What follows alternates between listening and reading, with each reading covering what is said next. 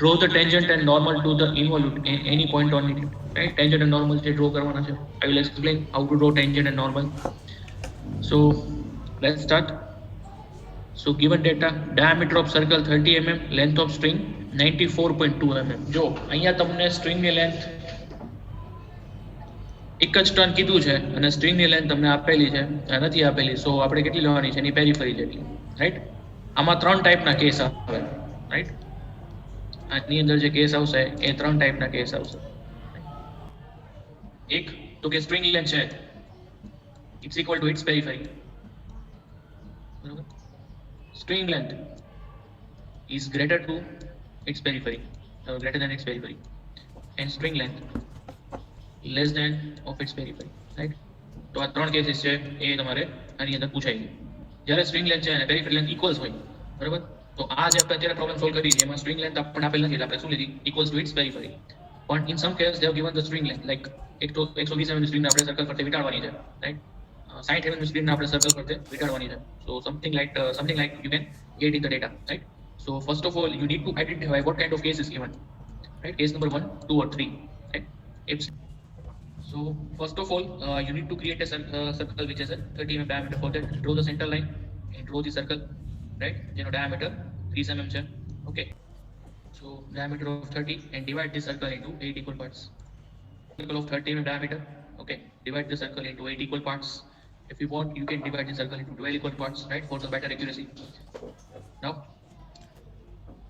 give the number like 1 2 3 4 5 up to 8. Then draw the line. અહીંયા તમારે શું કરવાનું છે, આ જે ફર્સ્ટ ડિવિઝન છે તમારું 0 નંબરનું એને પરપેન્ડિક્યુલર એક લાઈન ડ્રો કરવાની છે, જેમ આપણે સાઇડ લોડમાં કરતા હતા એ જ રીતે. વિચ મીન્સ આ પાર્ટ અને આ લાઈન વચ્ચે 90 ડિગ્રી એંગલ થવું જોઈએ, રાઈટ. સો આની લેન્થ કેટલી રાખવાની છે, 94.2 or you can say string length, right. અત્યારે સ્ટ્રિંગ લેન્થ નથી આપી, તો લેન્થ કેટલી રાખશો આપણે, પેરીફરી છે એટલી, રાઈટ. So pi into 30 કરશો એટલે you will get answer 94.2. So you can take 94 mm or 95 mm, right. Next, now we have to divide this line into 8 equal parts. આપણે સર્કલના જેટલા પાર્ટ્સ કરવાના છે એટલા જ પાર્ટ્સ આપણે અહીંયા આગળ લાઈનના કરવાના થશે. So for that we have one method, draw arbitrarily any angle line, divide this line into 8 equal parts, right. So and જે લાસ્ટ પાર્ટ આવે એને એની સાથે કનેક્ટ કરી દો, પછી એને પેરેલલ બધામાંથી લાઈન ડ્રો કરતા જાઓ, right. So this way you can divide this line into 8 equal parts, okay. Then give the name like 1 2 3 4 5, right. અહીંયા સુધી કોઈને કંઈ ના સમજાવવું હોય તો કીધું. What you supposed to do, this is give the point P0 and P8, right.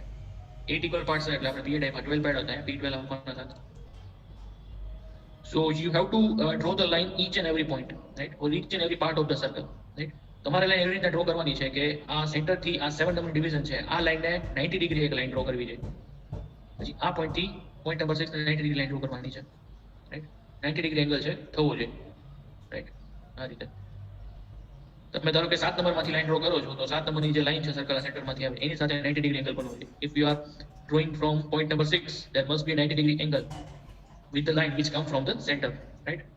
So same as for line number 5, 4 3 2 and 1, right. So draw the 90 degree line from each and every part of the circle, right. Okay. So now what you supposed to do that જો હવે circle આ જે string છે એ આટલી છે, right. હવે ધીમે ધીમે એ વીટાવાનું ચાલુ થશે ને શું થશે, અહીંથી આટલી વીટાશે તો ઘટશે કેટલી, આટલી P0 થી 6 નંબર જેટલી વાઇડ થશે, તો આટલી લેન્થમાં ઘટાડો થતો જશે. એક એક પાર્ટ છે જેમ જેમ વીટાતો જશે એમ એક એક પાર્ટ અહીંથી ઘટતો જશે, રાઈટ. તો P0 છે તો અહીંયાની લેન્થ આટલી છે. હવે 7 ઉપરથી લેન્થ કેટલી થઈ જશે આની, 0 to 7. તો એક પરિકરમાં P0 to 7 જેટલું માપ લેવાનું, 7 ને સેન્ટર રાખીને આર્ક મારો એટલે તમને પોઈન્ટ મળશે, રાઈટ. P7, right. હવે 6 ઉપરથી P0 to 6 જેટલું માપ લેવાનું, 6 ઉપર પરિકરનો પોઈન્ટ રાખીને આર્ક મારો એટલે તમને પોઈન્ટ મળશે A6. સેમ 5 ઉપરથી તો કે 0 થી 5 જેટલું માપ લ્યો, 5 ઉપર પરિકરનો પોઈન્ટ રાખીને આર્ક મારો એટલે તમને 5 મળશે. P0 થી 4 ઉપર જેટલું પરિકર ઓપન કરી 4 ઉપર સેન્ટર રાખીને આર્ક મારો એટલે તમને મળશે P4, રાઈટ. સેમ P0 થી 3 જેટલું પરિકર ઓપન કરી 3 ઉપર પરિકરનો પોઈન્ટ રાખીને આર્ક મારો, you will get P3. Same, open your compass from 0 to 2.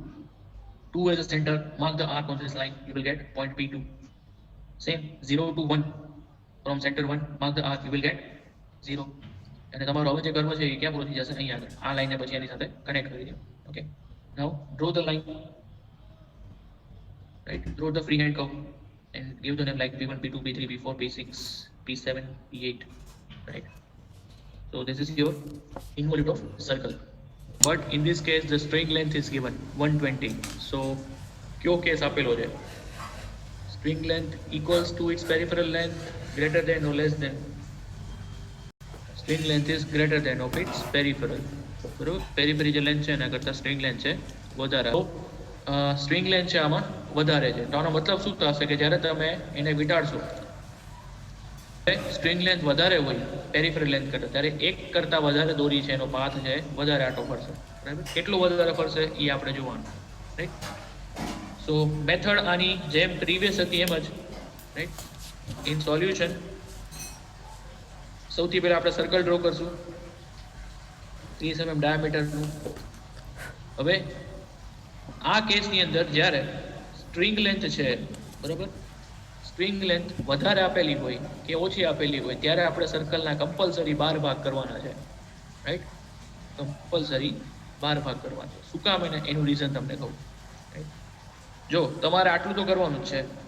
Circle જે છે, બરાબર, એના 12 ભાગ પાડી એનું પેરિફેરલ લેન્થ કેટલી છે? 94.2, રાઈટ? સો 94.2 થી તમારે આગળ વધવાનું, રાઈટ?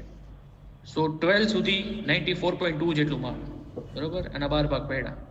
પછી હું આગળ વધ્યો અહીંથી આટલું માપ લઈને 13, 14, 15 અને છેલ્લે આટલું મારે વધે છે, અમે P16 આપી દીધું. પછી શું કરવાનું છે? 0 થી 15 જેટલું માપ પરિકરમાં, અહીંયા આગળ પરિકરનો પોઈન્ટ રાખીને આર્ક મારો, બરોબર, આ બધી લાઈન એક્સટેન્ડ કરી નાખો. પછી 0 થી 14 જેટલું માપ 10 નંબરનું સેન્ટર રાખીને આર્ક મારો, બરોબર. પછી 0 થી 13 જેટલું માપ 9 ને સેન્ટર રાખીને આર્ક મારો, બરોબર. એક એક પાર્ટ લેતું જવાનું આર્ક મારતી વખતે. પછી 0 થી 12 જેટલું માપ 8 ને સેન્ટર રાખીને આર્ક મારો, રાઈટ? આવી રીતે પછી 7, 6, 5, 4, 3, 2, 1, 0, રાઈટ? પછી તો કે હવે તમારે શું કરવાનું છે? અહીંથી હજી કરવું આગળ વધારવાનું છે, રાઈટ? તમે અહીંયા પહોંચશો ત્યારે તમે 4 એ પહોંચ્યા હશો ત્યારે 0 થી 4 જેટલું માપ લઈ, બરોબર, અહીંયા આર્ક મારશો, આની ઉપર જ આવશે, બરોબર, 4 ઉપર. પછી 0 થી 3 જેટલું માપ અગેન આ પોઈન્ટ ઉપર રાખીને આર્ક મારો, આની ઉપર જ કન્ટિન્યુ કરવાનું. પછી 0 થી 2 જેટલું માપ 10 ઉપર રાખીને આર્ક મારો, સેમ રિપીટ. 0 થી 1 જેટલું માપ 9 ઉપર રાખીને આર્ક મારો, રાઈટ? તો આ 16 છે, તો તમારો કર્વેચર આ 12, 13, 14, 15 ને 16, તો 15 ને 16 ની વચ્ચે પૂરો થઈ જાવ. હવે આ બધા પોઈન્ટને ફ્રી એન્ડ જોઈન્ટ કરો, ક્લિયર? નામ આપી દો.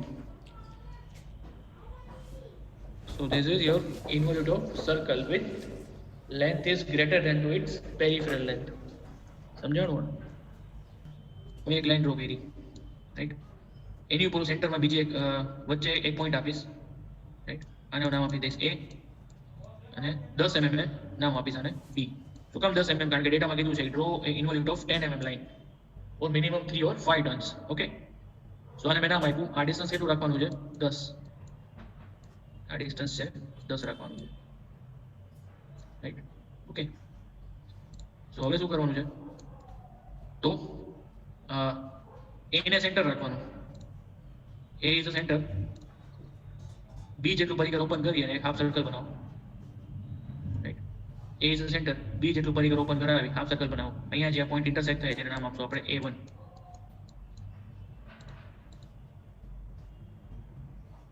સ્ક્રીન નથી દેખાતી?